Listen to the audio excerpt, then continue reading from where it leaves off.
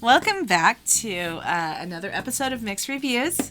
We are on Season 2, Episode 3. I am your host, Leah Remembering, my co-host, Jerry Resolver. We are here to review the Real Housewives of Skinwalker Ranch, Salt Lake City edition. It is full of glamour and clownery. That is what it is.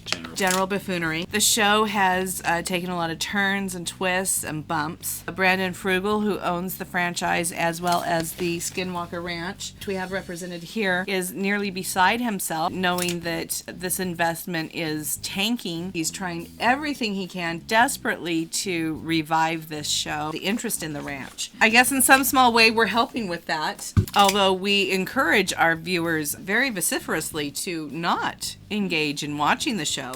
It's horrible. That's why we watch it, so that you don't have to. Brandon, I'm so sorry, but you cannot count on us to prop up your failing franchise. As I alluded, this is our mock-up of the Skinwalker Ranch, where most of the stuff takes place. Some things do, now that we have the ladies of Salt Lake City with her joining the ranch, some of the episodes are filmed off of the ranch, or some parts of the episodes are filmed off the ranch. We'll always inform you of when that happens, when they leave the ranch. But for the most part, we are here on the ranch. Last episode's challenges went like poop poop. It was not good. Everybody really embarrassed themselves. As I say, Brandon Frugal is beside himself. He just cannot understand why he cannot be as successful as the Romneys and the Huntsmans. He can't, and he isn't. He tries. He does try. He's a little head droopy, and you can tell he's feeling it. He's had a hard couple of weeks with the realization that his show is in such dire straits. He is understandably melancholy on this episode. Nevertheless, he insists the show must go on because he has sunk so much money into it at this point. He continues on with the challenges. There's another little mixing of women's team and the co-ed team. One team who does tend to stay static is the boys team. Tom Winterton, Eric something, Anthropology Candy, Travis. Oh, and Caleb. Don't we We have Caleb. Does he matter? You know, he's not with these folks. He is with the boys team. He comes and goes. He often has to get back to it, whatever it is. So he's not a real participant. For that matter, neither is Anthropology Candy. But she at least stays around for the shop. Caleb often has to get back to it. They kind of liked the idea of each team doing a challenge, because trying to get all three teams to do all three challenges was it's a lot of work, folks. It's a lot of work getting these ladies wrangled. It's even more work getting the men together and to stop with their nonsense and get them focused on a task. They have decided for at least this episode, they're following the same format as last episode, where each team is just engaged in their own solitary challenge, and then Brandon will later on decide who did the best at their challenge. Hopefully we have a winner this time. We have gone two episodes now with no winners, all just losers. That's unfortunate. This competition, Caleb starts out real pissy. We don't really understand why. He finally just says, I just got to get back to it, and he leaves. That they're down a man. But are they? So their competition, Brandon finally explains to them what it is. Their competition is to build Eric a new house. He has outgrown his hobbit hole, and he needs a new place. That's all there is to it. He's a grown man, and he needs a new place. Yeah, he's as grown as he's going to be. That's for darn sure. The challenge then is to build a new house for him. Travis is heard saying, "Oh, I think this is the place." Heather, on it, sends a text to him. "You're in Utah. You should not reference this as the place while in Utah." Heather is up on her Mormon knowledge, Mormon history. She knows it all. That's why she had to 86 the church. She finally found everything out. But she said to Travis, "No, we will not be having anybody here in Utah forever after saying this is the place. That is not going to happen here." She put that down real quick. Mormon. She sent it to Travis's iPhone, which was working. Sometimes their equipment does work, folks. We don't get updates on that, though. We leave the boys and Candy then to get after building a new house for Eric. He would like it in between the command center and Homestead 1. That would be his ideal location. However, unfortunately, I think they're going to put it out in this field. So they get after that, like they've been hired to do some work, because literally they have. They get after it. Eric hopes is going to be a nice and comfortable new home. We shall see what happens. We're going to leave them there in this field to build Eric his home. As I said, he would have preferred it to be between the command center and Homestead 1, but Eric doesn't often get his way. He's used to that by now. That challenge has been issued. We cut to the challenge number 2, and that is a challenge for our co-ed team. We should take Heather down. Oh. This is a challenge for our co-ed team, and this one does take place in between the Command Center and Homestead 1 in this field over here. We have Mary. Don't know if she's going to be productive today or if she's just going to complain again. But we have hopes that she will participate. Lisa is also on the team. I believe she was with the ladies last time. She's not welcome or needed there this time. They put her over on the co-ed team. She thinks she's getting a step up, though. She really does. She is a Mormon, so she understands the importance of men. So she really doesn't like to be without a priesthood holder to tell her what to do. So she's really quite happy and thankful to be on this team with some men. Finally, she says, some real authority figures that she can look up to. Here are our authority figures. We have Dragon. We have Dragon. We have little case Tom, not quite the role model she was hoping for. And then, of course, Bestie Jim. So she's really looking to Dragon as her salvation here. She knows him to be a priesthood holder, and so she is very happy. Served a mission. I believe he did serve a mission. With Brandon. She possibly is hoping to get some kind of patriarchal cervical blessing. She's just tickled pink to be on that team. I can tell you that. Until she hears what the challenge is. And then her enamoredness of all things co-ed kind of drops. Brandon comes in and says, oh, welcome, men, and oh, you ladies. I have a fantastic challenge for you this time. We have, as alluded to last time, Tom Winterton had courageously secured more rights to cows and brought them onto the ranch. Now that they are on the ranch, we know they're going to die. That's why they brought them here, the sacrificial cows, if you will, in order to make sure that they understand order in which they die, processes, so on and so forth. They need to tag each cow with some kind of an electronic device. Our Mr. Eric has devised some kind of electronic tracking signal.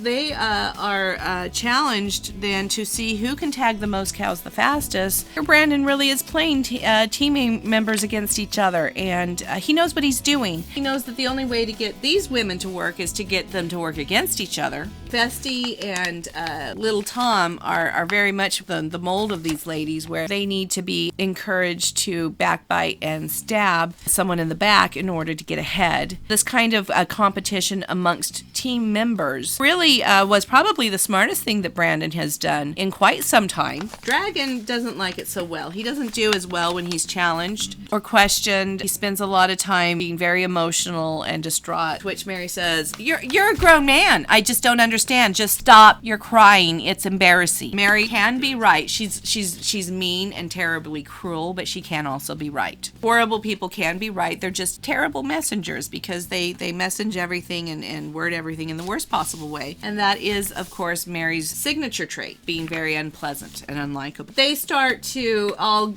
bicker with each other over who's going to do the most cows, who's going to get the most work done. And so that's where we leave them. Brandon is very pleased with them himself. He says this is the definition of divide and conquer. He would like for Travis to take note, because Travis is often embarrassed, not only himself, but also Brandon Frugal with his, and us, of course, viewing audience. He embarrasses us tremendously when he misuses that term. Brandon is giving kind of a demonstration in what it actually means to divide and conquer. He is dividing all of the team members up against each other to conquer this task.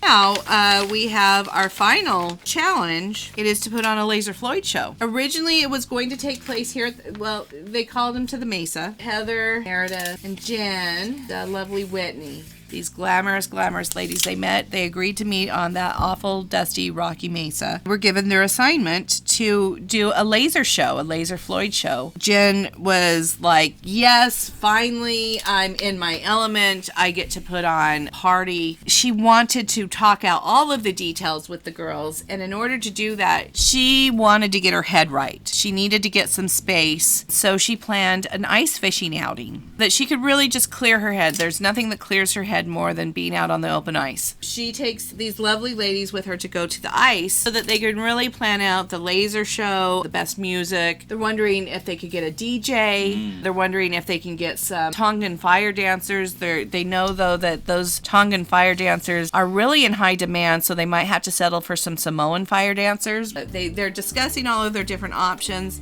Before you know it, they start fighting. Meredith is complaining that Jen is being terribly racist and only wanting to have Tongan dancers when Samoan dancers will do just as well. Jen makes some very unkind comments then about Samoans, and it really hurts Meredith's feelings for some reason. She used to be a Girl Scout, used to sell Samoan cookies, and so she has a real soft spot in her heart for Samoans, and she doesn't care for people calling them privileged or anything of the like, which Jen is doing.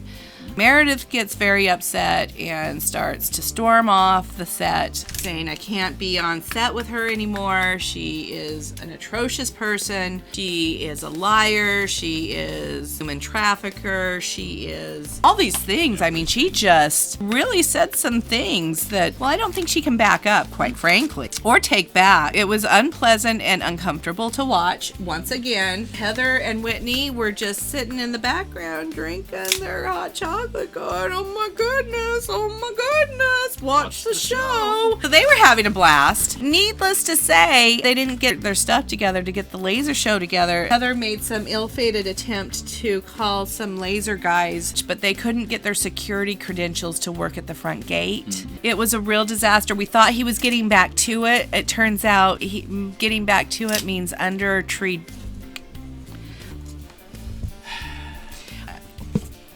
It's no wonder his iPhone's always broken. Caleb, he will be laying down under a tree. That all happens. These ladies failed in their attempt because they didn't even really attempt it. They went off to do their ice fishing and never even got back to the ranch. They were supposed to take another fun bus back, another Sprinter bus. They've had real issues with those. There's some legalities surrounding whether or not they're welcome back to that service. They've not always behaved appropriately when they're on their road trips. So they're dealing with those consequences. Anyway, the ladies team is out. We'll just take them down. They got lost in their fighting and their fishing. They will not be competing. So we don't even have to check back in with them. They will just be MIA. We should, however, check back in with the boys. And Eric had in his mind, well, I wonder if we have the house that he had in mind. We may have a mock-up.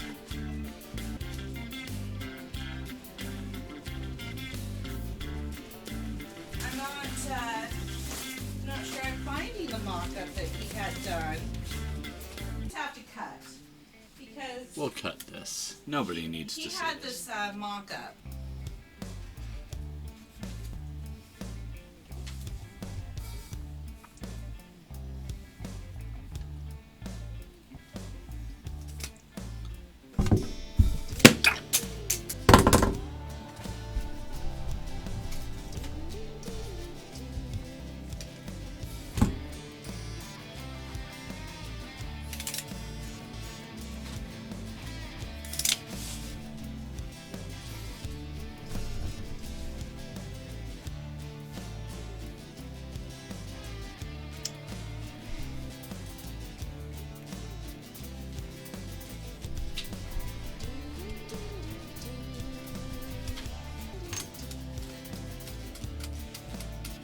Okay, I found it. It was, yeah, we have some blueprints. Okay. He gave the guys the mock-up of what he wanted. He was very specific. He wanted this nice little house with rows of flowers out front. Daffodils? Daffodils, certainly. Tulips, maybe. That's what he wanted. That was his vision. It was very lovely. What they built was this, a tree house. They found a nice tall tree. They put stairs going up it like a ladder. They call it stairs. It's a ladder. No roof. You know, it's kind of like the Keebler home. So Eric took great offense to that. Started running around shouting, "I am not an elf! I am not an elf! I'm a bard!" He is not an elf. He is in fact a bard. He never plays an elf. He never does. He doesn't know two different things. They are. You can be an elf and a bard together. He does not know that. He does not. He had kind of a meltdown. Mormons aren't allowed to play D&D. It wasn't pretty. Anthropology Candy didn't understand. She's like, I think the Keebler elf is adorable. I don't understand why you wouldn't want it. She's thinking of moving in. She's kind of frankly wanting some space from Low T. She says, if Eric doesn't want it, I might take it. No one, of course, heard her. Anyway, Eric had a fit and he tore down all the rungs on the ladder. He didn't get his dream house. Now he doesn't even have his treehouse. So that was a bust. Who did I just lose? Oh, that's just a like. You should like. That's what you should do. We could use more. That's what happened with the women's team, with the boys' team. So now we have to look to the co-ed team and their challenge of tagging the cows. I tell you what, Mary and Lisa, they started up with their nonsense. Lisa was upset that there was no place to display the Vita tequila. Without a proper place to display the Vita tequila, she doesn't understand how she's going to win the competition. Right. See, she didn't listen to the rules, and she thinks that it's a competition of selling Vita tequila. It's not at all. It's a competition to see how many ears you can tag. Dragon is so flustered by being around these beautiful women, and so is Vesti. Quite frankly, they're not quite used to it. They're used to hanging around with Candace, who is stinky. These ladies smell like roses and champagne. They are very glamoury. Their lipstick is very shiny and glistening. It like puts a spell on these men. They couldn't even. So Mary and Lisa were fighting, and all they're thinking is, ooh, cat fight. That was annoying and a little misogynistic and yeah, kind of gross. That's what they did. They didn't even get around to numbering the cows. So Eric huffs and puffs after he blew down his house. He comes back over there and he tags all the cows with his own equipment. He says something about knowing he had to do it anyway. Brandon wants to award something to someone, so he awards Eric with the, well, I guess you did something award. That's the only award we got. It wasn't a great award. Everybody was pretty discouraged and beat up after this episode. Nothing really was accomplished. So another episode kind of wasted. Don't really know exactly where any phenomenal anomalies stand. They didn't get a chance to use any of their instrumentation. You know, it was just a real letdown. It's getting harder and harder, but I still have to vote for yes for the ladies because they still brought it. They still brought it with their clothes, their shoes, and their furs, and the gloss that is so glossy. How do you get your lips so glossy and so plump? Well, I know how they get them so plump, but how do they get them so glossy? Ladies, if you'd like to DM me with some makeup tips, I'm all ears, eyes and nose, and mouth.